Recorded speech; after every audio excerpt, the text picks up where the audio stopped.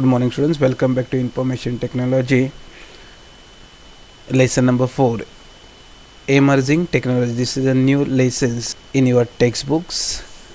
In this lesson you are going to learn different emerging technologies, basic of Internet of Things, that is IoT, basic of cloud computing, introductions to artificial intelligence AI, and introduction to 5G. In this introduction to artificial intelligence is given you for self-learning. So this concept you are going to learn for yourself, and this will be not there for exam. That's why it is called not evaluative. So let's start. IoT, Internet on Things. The Internet of Things is the network of physical devices, vehicles, home appliance and others items embedded with the electronic software, sensors, actuators and the connectivity which enable this thing to connect, collect and exchange data, creating opportunity for more direct integrations of the physical world into computer based systems, resulting in efficiency improvement, economic benefit. This reduce human effort. So IoT involves extending internet connectivity beyond standard devices such as a desktop, laptop, smartphone and tablet to any range of traditionally dumb or non-internet enabled physical device and everyday object. So embedded with the technology, this device can communicate and interact over the internet, and they can be remotely monitored and controlled. So next, advantages. What is advantage of the IoT, that is Internet of Things?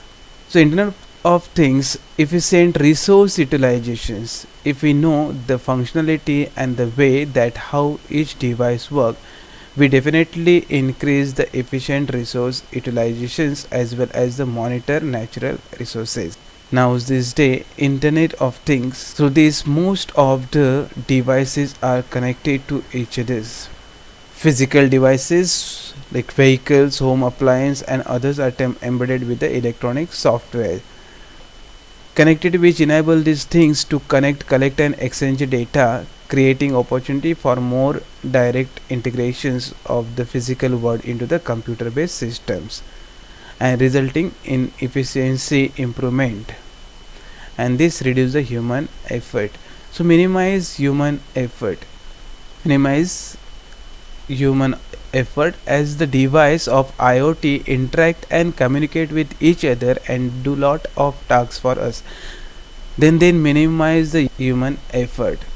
Because of this IoT, the human effort is minimized, and through that IoT each and every physical things is connected to the remote now, and because of that Internet of Things, each and everything is now possible. The next advantage is time saving. As it reduces the human effort, then it definitely saves our time, and time is the primary factor in automation which can save through IoT platform. Now this day, if you want to buy something, you directly connecting to the internet, and through that you can do online shopping and all, and the things comes to your doorstep.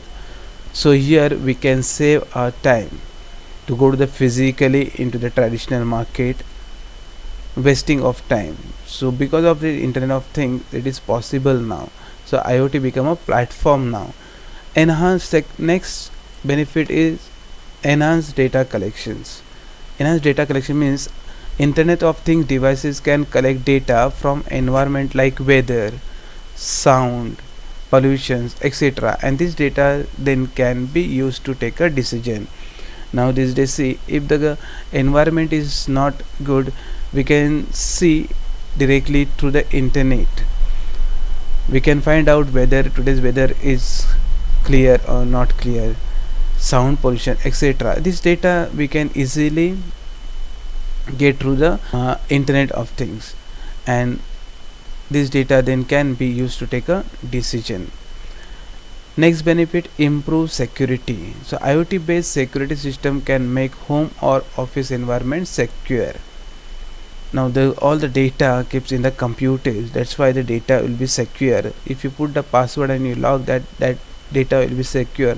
Nobody can open your things on the computer because of that security. Or whenever you do any online transaction, that website is secure website, so the code is in encryptions, so nobody can read the data or nobody can hack the data because of this security. That's why it improve the security. So internet of things improve the security. So these are the advantage of the IoT. Next, disadvantages. What are the disadvantages of the IoT? The first disadvantage is privacy. Even without the active participate on the user, the IoT system provides substantial personal data in maximum detail. The IoT provides substantial personal data in maximum detail. Second disadvantage is means complexity. The designing, developing, maintaining and enabling the large technology to IoT system is quite complicated, because whenever you are going to make any software, that's making that software, designing, then to develop it and after maintaining is very difficult. To find out the errors, sometimes to edit the software is very difficult. So that complexity is the one disadvantage of the IoT. The next, applications of IoT. What are the applications of IoT are there? First one is the smart lighting. The illuminations of light is controlled on the basis of daylight. Second one is the smart thermostats. It allows user to schedule, monitor and remotely control home temperatures. Next, smart locks and garage doors openers. Password based or facially recognized based doors and locks. Now this day you will get a door lock which will recognize your face, or through the password you can open the lock or garage door. So this is the applications of IoT. One more is the smart security camera. Smart security camera, security cameras that can identify known and unknown person and raise alarm in case of security threat. So it is possible because of the internet of things. This camera are there now in every house. Now most of the people are putting the cameras in their house for the security threat, and it gives the alarm once unknown persons comes. Next, smart traffic signals. The smart traffic signals, the signal that come adjust then timing to accommodate and commutes and holiday traffic and keep cars moving. So these are the different applications of IoT. Now what is cloud computing? Now let's see the cloud computing. The cloud computing is a model for enabling conventions on demand network access to a share pool of computing resources like a network, server, storage, application and services released with the service provider interaction. So the cloud computing is a model for enabling convenient on demand network access to a share pool of computing resources like a network, server, storage, application and services released with service power interactions. So in this there is internet, primary server and the client users. So the client computing is on the demanding available of the computer system resources, especially data store, that is called cloud store, and the computing power without direct activity managed by the user, and the term generally used to describe data center available to many users over the internet. And the large cloud predominant today often have functions distributed over multiple locations from a central server. So if the connections to the user is relatively close, it may be design and edge server. So cloud may be limited to single organizations or be available to multiple organizations. Now let's see the model of cloud computing. So there are three primary service model of cloud computing, that are infrastructures as a service, second one is platform as a service, and third one is software as a services. So here IaaS, PaaS and SaaS. So let's see infrastructure as a services. So infrastructure as a services gives user access to the storage. This infrastructure will give user access to the storage, networking and servers and other computing resources via the cloud, while the user is still responsible for managing their application, data, middleware, etc. So IaaS provides automated and scalable environment that provide a high degree of control and flexible for the user. So what are the key features are there in that?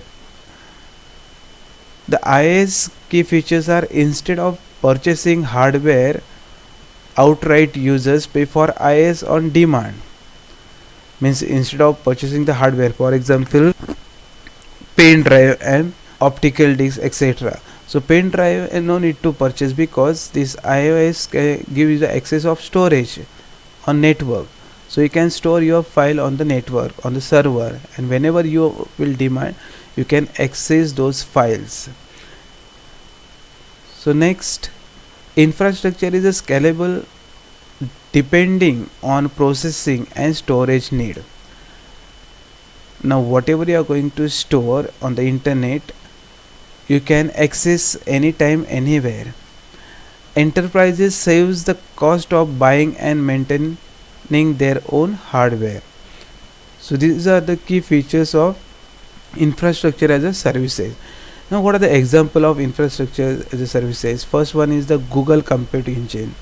Here the Google Compute Engine. Second one is the Amazon Web Services, and third one Microsoft Azure VM. So these are the example of infrastructure as a service. So platform as a service, second one, a service provide offer access to a cloud-based environment. A service provider offer access to a cloud-based environment in which user can develop, manage and deliver application. Here you can develop, you can manage and deliver application in addition to storage and other computing resources. So user are able to use suite of pre-built tools to develop, customize and test their own applications. So it also having the some key features. The first one is the platform as a service, provide a platform which tool to test, develop and host application in the same environment. So it enable organization to focus on development without having worry about underlying infrastructures.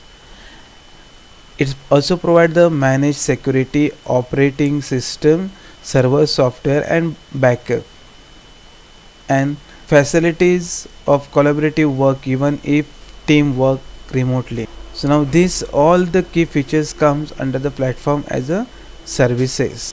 Now there is software as a services. Here a service provider delivers software and application through the internet. User do not install application on their local device. Instead the application reside on remote cloud network access through the web or an API. Here is a one example I am going to give you, that is MS Office, Microsoft Office. No need to install on your computer, you can directly work on internet. So if you go through the internet, you can open Excel file, Word file, PowerPoint file without installing the Office on your computer. So that is called software as a services. So it is also having the key features. So software as a service is vendors provide user with software application via subscription model. User do not have to manage, install or upgrade software. It automatically will get upgrade because it is stored on the internet. So software as a services provider manage this. So data is secure in the cloud. Whatever you are saving, that will be secure in the cloud, that will not store on your computer.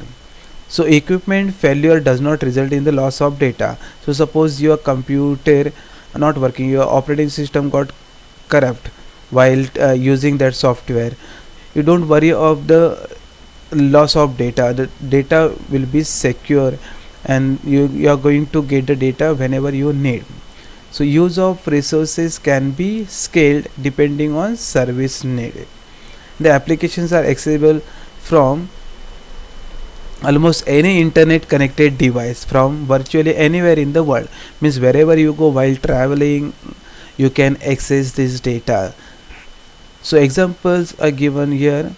Google G Suite. Now this day we are using the Google Classroom. That is a one example. GitHub. GitHub also the example. SAP, Slack and Dropbox. So these are the example of software as a services. So Google Classroom, now you are learning. So whatever the data we are sending, that will go to the Google Drive. Whenever we want, that we get from the Google Drive. So that is the best example there in front of you. So what are the type of, now we are going to learn type of cloud computing. So there are three basic type of deployment of cloud computing, that are public, private and hybrid. So let's see the public cloud. In public cloud, all the services and supporting infrastructures are managed offsite over the internet and share across multiple users. Public clouds are more efficient and inexpensive than private and hybrid cloud solutions. For example, Amazon, AWS, Microsoft Azure, Google Cloud Platform. So these are the examples are given. The private clouds. The private cloud, as the name suggests, private cloud provides so IT services through the internet or a private network to select user rather than the general public. All the data is protected behind the firewall. Private cloud solutions are preferred for enhanced security and privacy by the user. And the last one is the hybrid cloud. So hybrid cloud environment combines both public and private cloud elements. The cloud in a hybrid environment communicate over an encrypted connections. Encrypted means coding, the code that nobody can read, and allow for the portability of data and applications. So hybrid cloud allow greater flexibility as compared to that public and private cloud solutions. It has a security because it send the data with the encrypted, that is called the coding data, and nobody can hack the data. So benefit of the cloud computing are, first one is the cost saving. So cloud computing solutions are inexpensive than the actual overall infrastructure setup for the IT services, because these cloud computing solutions not required to install on your computer. That's why these are inexpensive. Then reliable. Cloud computing solutions are more reliable than the in-house IT infrastructures. And next, mobility. The cloud computing solutions are more portable because user can access data anytime, anywhere as required. So wherever you go, you can access the data through the cloud computing, but require internet connectivity. Without internet connectivity, you will not able to access the data because it will store on the internet. That's why we are learning the IoT, Internet of Things.